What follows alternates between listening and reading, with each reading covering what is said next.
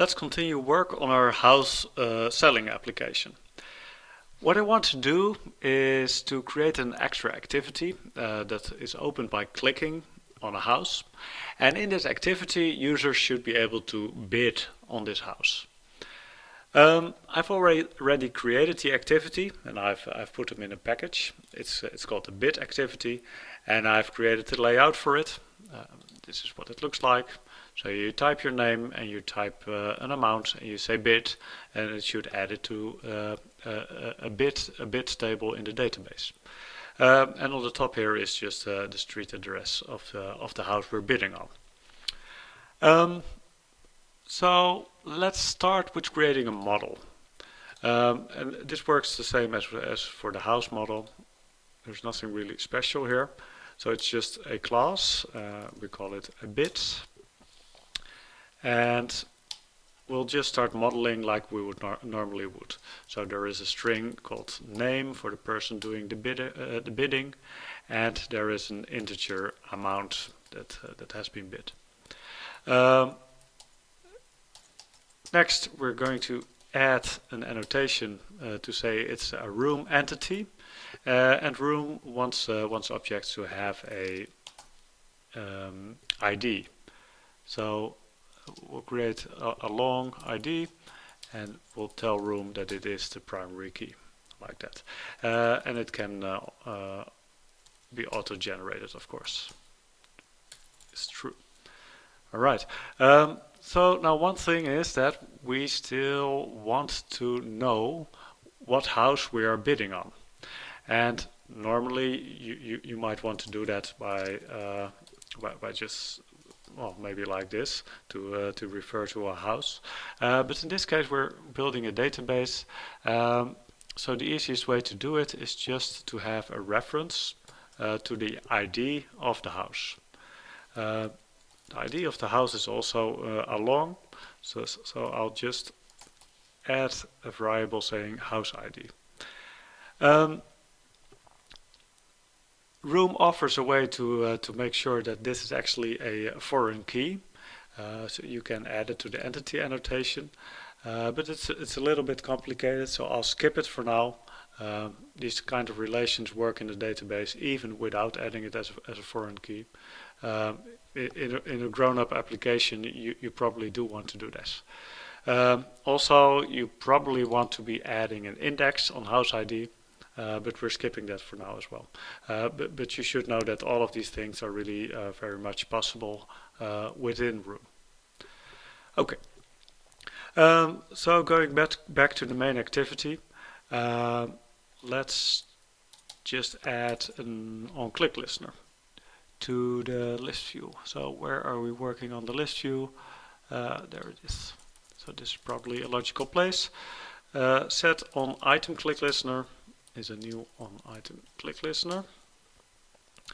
Right, and it gets a position, so somehow we need to be able to find which house has been clicked on, and I want to get the ID for that house so we can pass it along as an extra to the intent, with the intent to the new activity.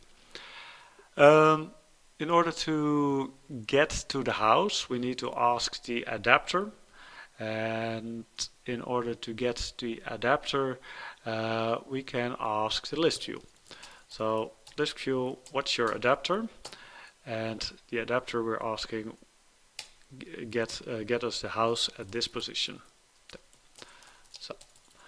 So now we have a reference to a house. Why is it not happy? Oh, because we need to cast it.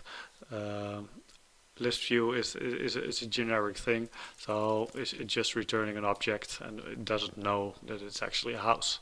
So there's a cast, and for this house we can get an ID. So let's create an intent for opening our new bid activity. New intent. We should be passing it. It's the third one, so that's the context, our class, main activity dot this. I'm sorry, our object reference, the context, and then we'll pass it the class of the new activity we want to start. And as an extra, we'll give it an intent. I'll just put a string here. It's for larger applications you would want to make this a constant somewhere, but for now I think this is fine. And it will be the house.id. Alright, and then we're saying start activity and we're passing the intent. Okay, so well, let's see if we didn't make any errors here. If the program still compiles and runs, yes it does. And when I click it, yes. So it opens the bid activity, but of course nothing has been set yet. Nothing works yet. We'll get to that. So within the bid activity, we want to know which house we will be bidding on. So we can try to see if there's an intent, and there probably should be. Intent is get intent, but if there is none, which could be the case if you're navigating back to your Android application in some weird way. In that case, we just want to finish this activity, which means we go back to the main activity or just exit the application entirely. So there should be an intent, and this intent should have an extra. Get int extra, and that should be ID -1. And I probably want to, no, we don't need to, it can be a local variable. ID. Well, just to be sure, in case the ID is negative, negative is our default value, we're going to give it the same treatment to go back to the main activity. Okay, so now we have an ID. How do we get to the actual house object? Because from this house object we want to know the street name and we want to know the house number. When we look at our DAO, there's no way yet to retrieve just a single house. All we could do is retrieve the list of all houses, and then we manually search through it in Java to find the right one, which isn't very convenient and quite slow. So instead we're going to make sort of a variation of this one, of this method. I say get a house singular, and I'll pass it an ID. And it won't return a list of houses, but it will return a single house encapsulated as live data, which means that when changes are made to the house, they will immediately be displayed. The query will have to be modified a little bit. We're not selecting all houses, we're just selecting the one house, where ID equals colon ID. This colon ID is actually the placeholder, and it will be substituted by whatever is in this parameter. And again, as you can see, Android Studio actually does type checking here, so you can see if you're doing things the right way. Okay, so we now have a getHouse method on the DAO. Only thing is we don't have access to the DAO here yet. We did have access in the main activity, so how did we do it? Well, we needed to instantiate a room database using the database builder, and then get the DAO from that. The thing is, this can be pretty slow. It actually needs to open the SQLite database here, and you probably only want to have one of these running in your entire application. So the usual way to go about this is to use the singleton pattern, and to have the AppDatabase instantiate a single copy of itself that it will be able to pass to to everybody who is interested in using the database.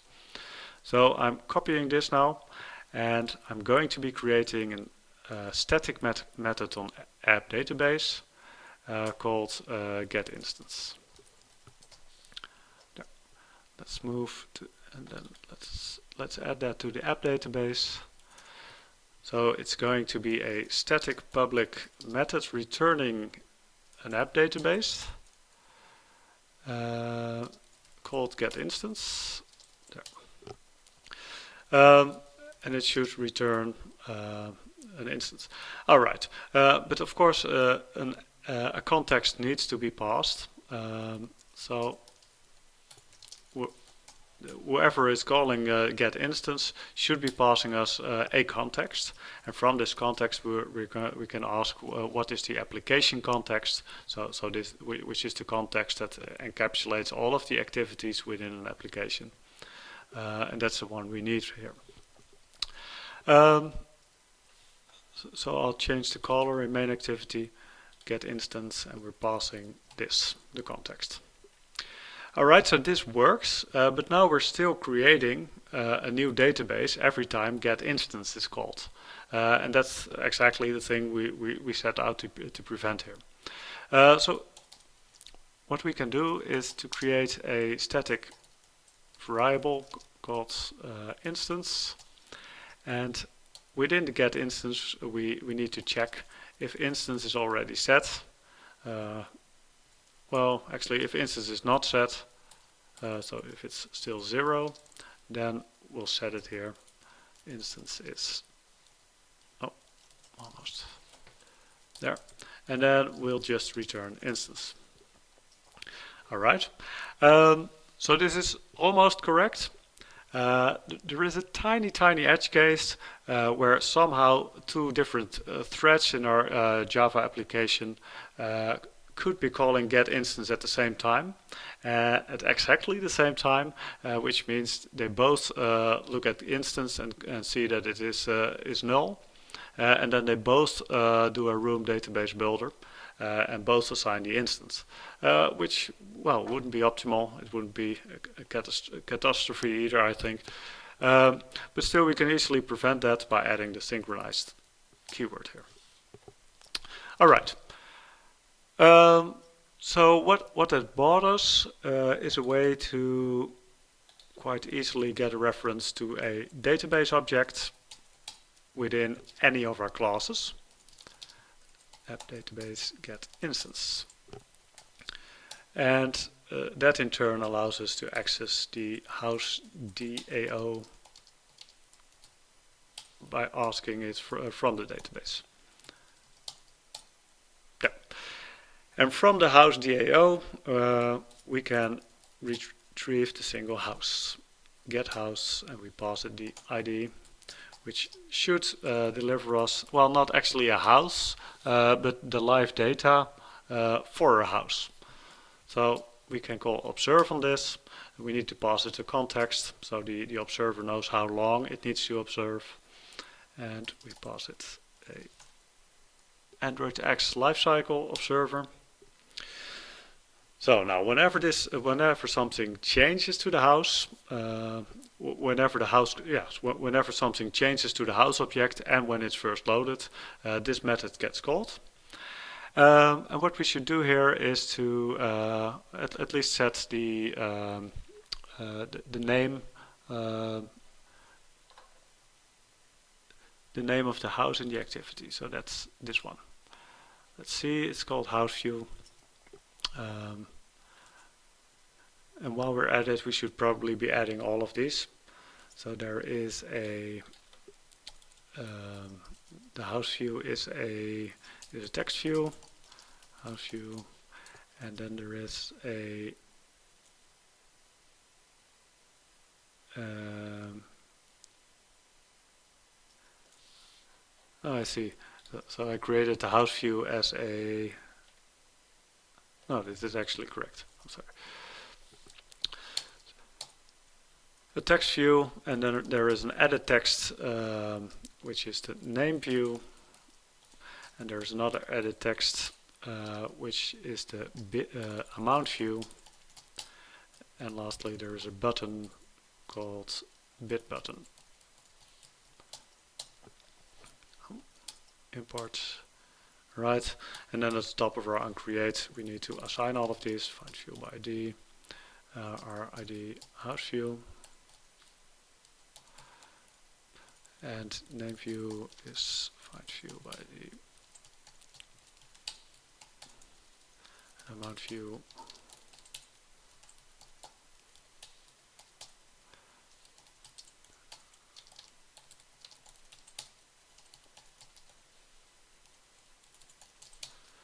Okay.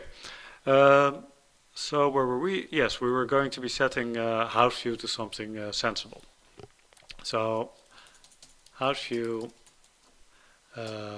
set text, and what we could do, we already have a toString function in house, so we could just use that, which provides maybe a bit more information than is nice to look at, but it should work. So let's see if it actually works. I'm tapping another 1.4 and it's not doing anything. Huh, that's interesting. Let's see if we can find out why not in the run.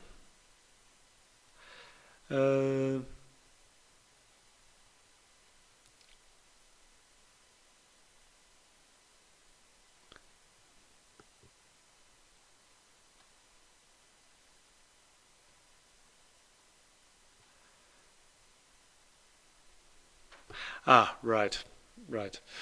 So we're calling get int extra here, but in fact it wasn't an int, it was a long. There, get long extra, and this should be a long here as well. All right, that's an easy mistake to make. Let's try again. Yeah, and there it goes. So it managed to retrieve the right database record here.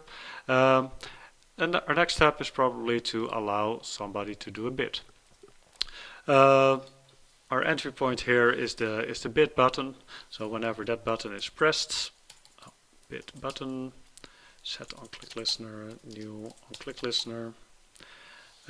We need to retrieve these two fields, and we need to create a bit based on that.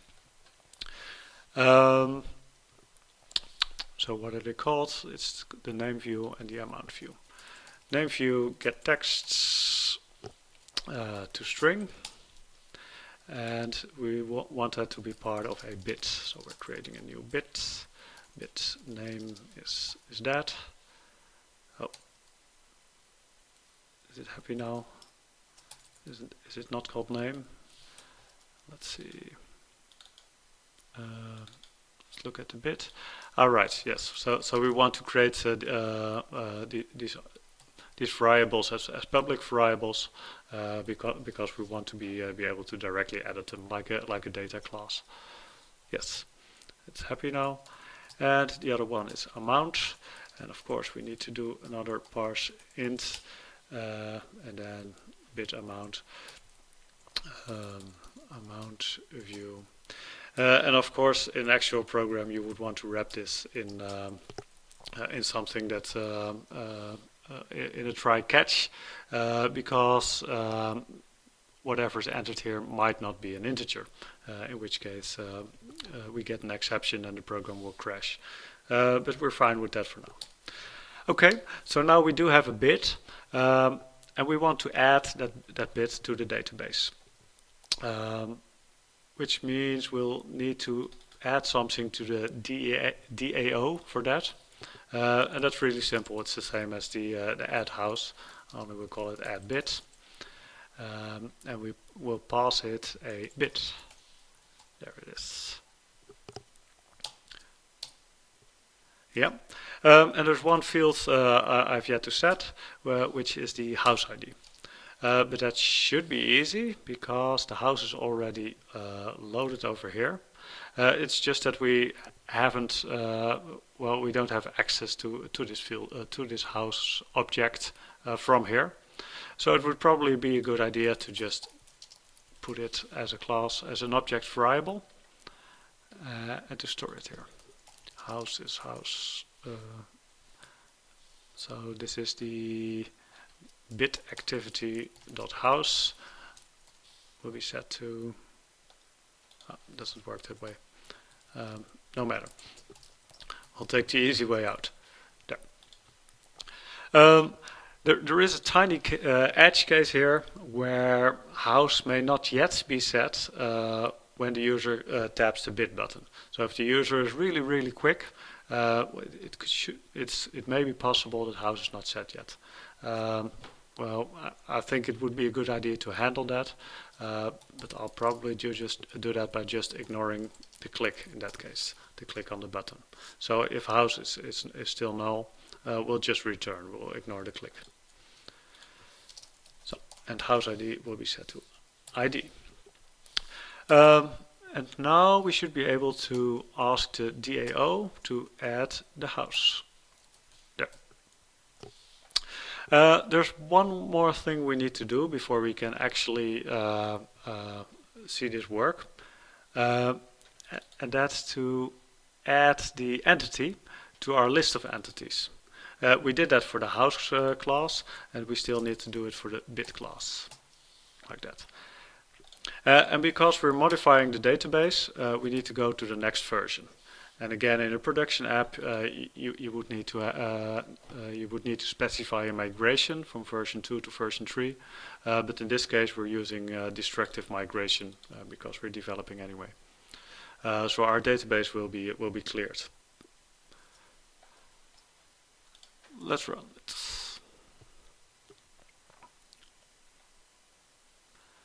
Okay, so it did clear our database, streets and there, and a number, and an asking price, and we add it.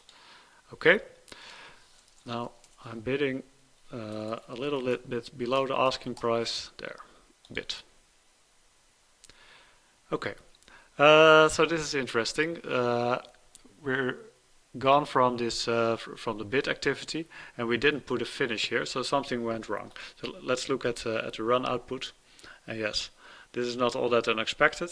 Cannot access the database on the main thread since it may potentially lock the UI. Okay, so this is exactly the same as we've seen before.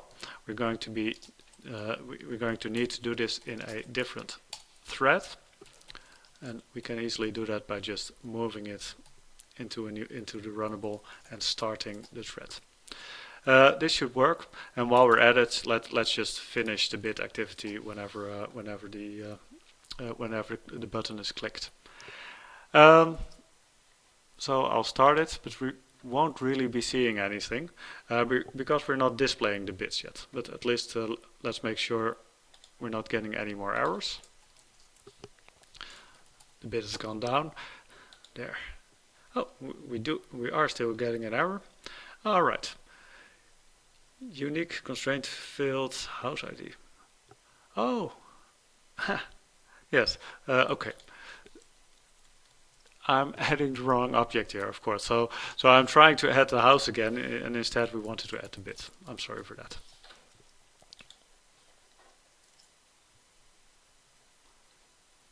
Okay. Hopefully the last attempt. Yes, no more errors, but still we're not actually seeing anything here, so nothing happens. And of course we could display it in a list in the detail view, but that would be really similar to what we've done before. I want to show you something a bit different. What I want to do is to add the highest bid and maybe the amount of bids in the list over here. And it would be quite easy to do that in SQLite because you know about joins, and that's exactly the way we're going to be approaching it. So within the DAO, I'm going to be adding a new query for a method get all houses with bids. And it's going to be returning something a bit different than a house, but I'll get to that in a bit. But first let's write a query. So for each house, we don't just want to know all of the details of the house, but we also want to know the number of bids and the maximum one. So I'll do a left join on the bids.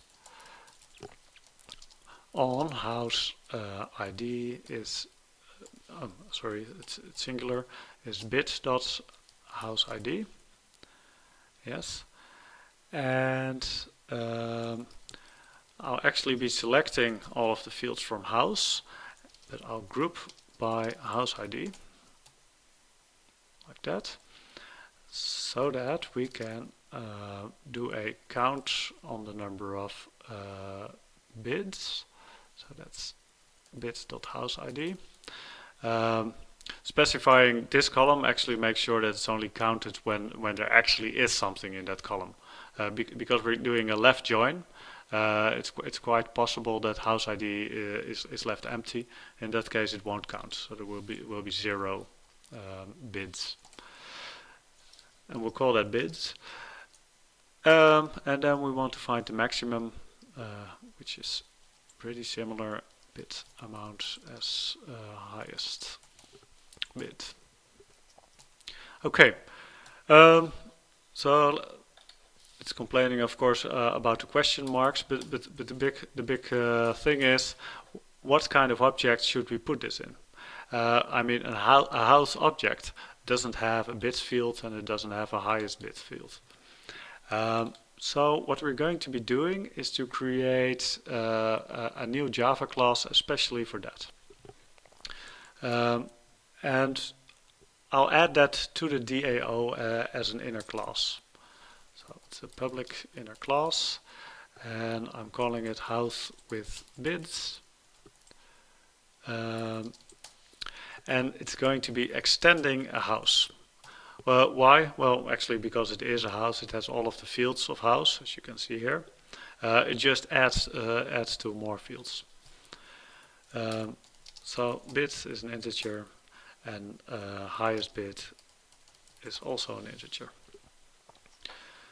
Well, it seems to be happy. That's nice. But now what we want to do is to go back to our main activity and use the get all houses with bits method instead of the get all houses method.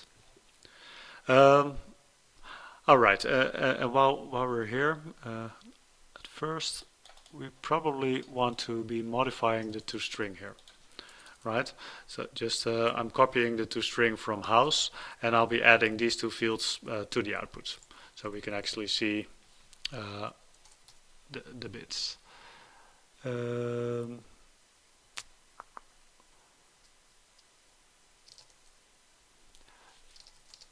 Bits with a space there, and then highest bit and then highest bit.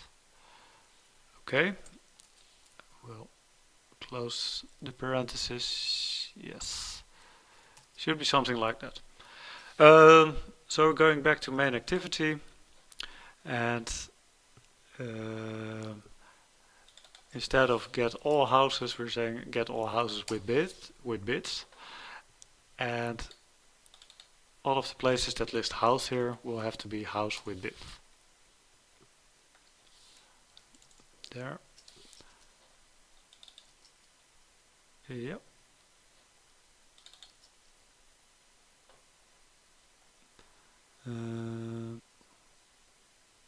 Oh, right, we didn't change this yet. House with bits. There. Yes. Okay, it appears to be happy now. Let's see how this works. I'm opening the run console because I'm expecting there might be an error. Oh, but in fact it's already working. So there's 1 bit, then the highest bit is 40,000, which is the bit I just made. So let's add another bit. There, it will be a bit higher, and I'll say bit. And now there are 2 bits, and the highest is 45,000. Let's just see what happens when we're adding another house.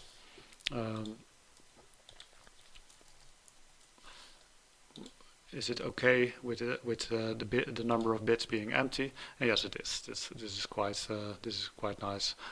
You could of course make it fancier to just hide it, but I think this works pretty fine for now.